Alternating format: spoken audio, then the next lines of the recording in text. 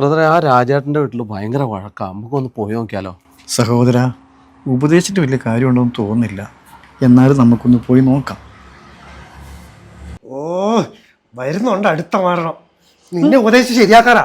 വരട്ടെ, അങ്ങോട്ട് ഞാൻ ശരിയാക്കി കൊടുക്കുന്നുണ്ട്. ബ്രദറെ, കുടുംബജീവിതമായാൽ പല പ്രശ്നങ്ങളും ഉണ്ടാവും. ഇതെല്ലാം സഹിച്ച് ക്ഷമിച്ച് മുന്നോട്ട് പോയെങ്കിലേ സമാധാനം ഉണ്ടാകത്തുള്ളൂ. എങ്ങനെ ക്ഷമിക്കണമെന്നാ?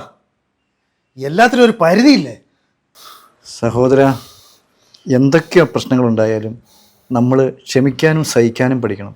എങ്കിലേ നമ്മുടെ കുടുംബത്തിൽ സമാധാനം ഉണ്ടാകത്തുള്ളൂ. ആ, ഞാൻ ക്ഷമിക്കാം, സഹിക്കുകയും ചെയ്യാം. ബ്രദറിങ് വന്നേ. ഓ,